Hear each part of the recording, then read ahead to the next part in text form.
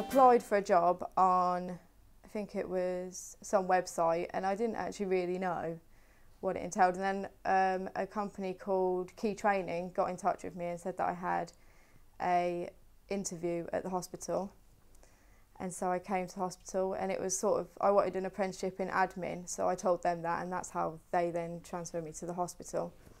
And so I worked in doing the MVQ for about 3 months maybe, and then a job came up in the actual office, and that's when I then applied for a job in the office.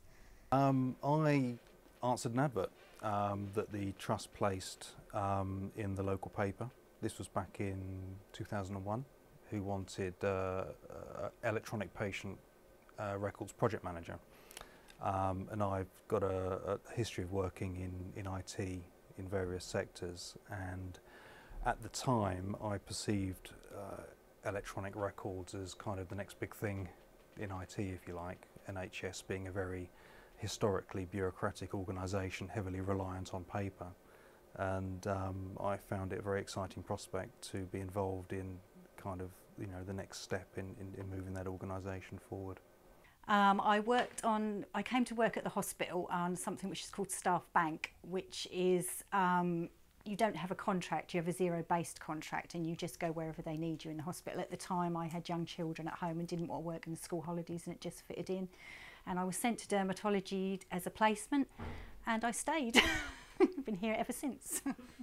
I knew some people that worked here, and I was looking for a post, and they said there was something becoming available. So they gave me an opportunity to talk to the staff here that we're looking to employ. And then when the post became available, I applied for it.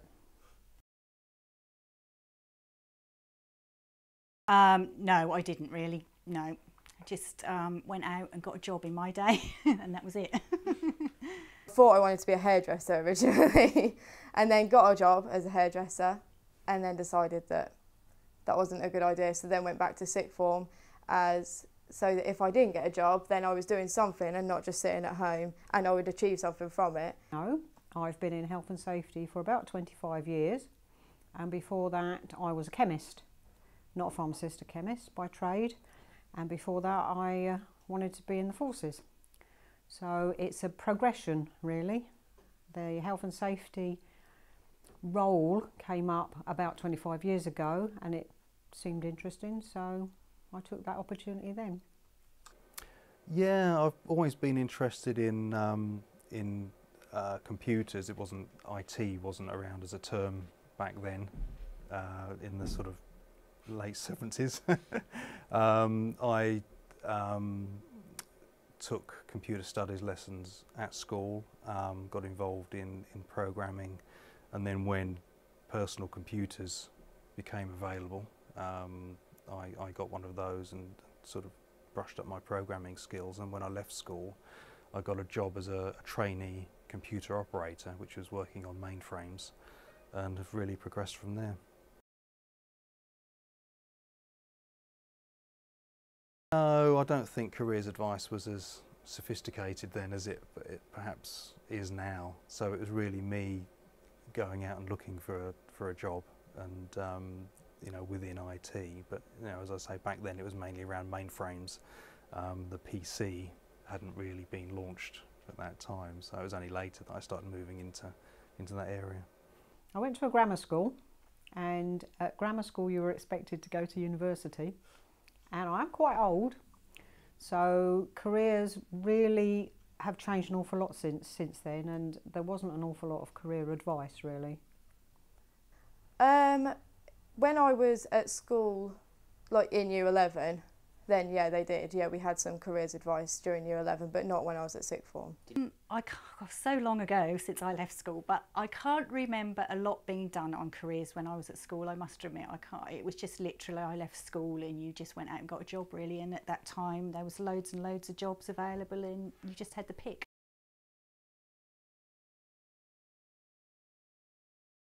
Well, to be honest, that's very much like the system I went through when I was at school doing my O-levels and my A-levels. That was all about you know, working towards a set of exams, But I think then there was the opportunity to resit, so I'm a bit surprised that they want to take that away. If I had to wait till the end of the year to do it, then I think that would terrify me because I'm not very academic.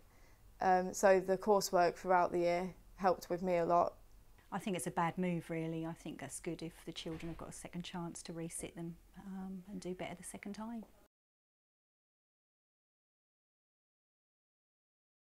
I feel really sorry for that. I would not want to do that. So I didn't like exams at school, and I was a lot better at practical. I took PE, so I did a practical part of the exam, and that was so much better for me.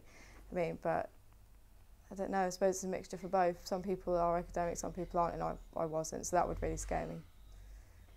I don't know if pity is the right word. I'm not sure I'd like to go through it all again. You know, and sort of further education and sort of study I tend to do now is more sort of ongoing, sort of continuous learning rather than sort of studying to one objective. But I guess if you're growing up within a certain framework of learning and exams, then you probably, you know, you get more used to it than you know, someone like me who'd have to go back and start doing it all over again. Yes, I think the results will be worse, and I think the schools will suffer. I think that if you don't sit exams very well, then the new system, or the very old system, is not a good idea. I think assessment as you go along is a good idea. It gives people the opportunity to show, you know, particularly in the practical sciences and so on.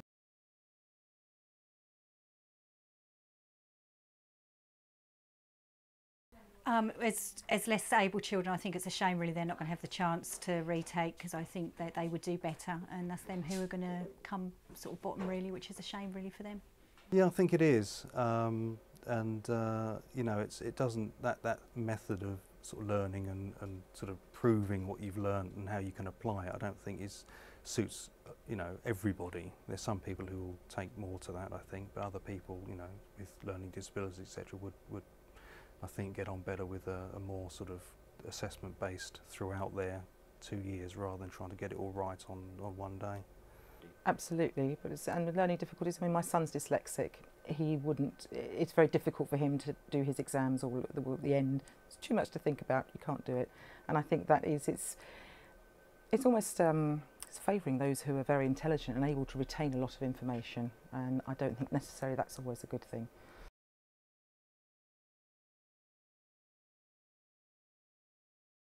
I think they're lacking in skills. And one of the things that always amazes me is that nobody teaches youngsters touch typing, to use the keyboard with all your fingers. You're all computer literate. I know you're absolute whizzes with your fingers, but why don't they teach you how to use all your fingers? That's what I did, but that's a secretarial role.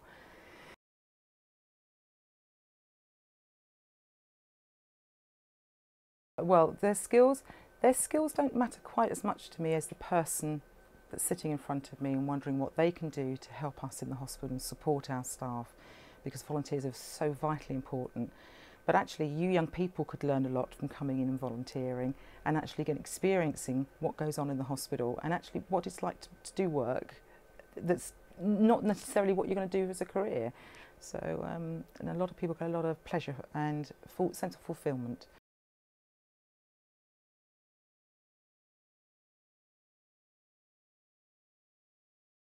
Okay, one of the things that really frustrates me is about the young people that come in looking for a sort of a placement here, either work experience or a volunteer, is that they're lacking in manners. They don't know how to conduct themselves, and sometimes they just send an email in saying, you know, my name is so and so, I want a work experience placement.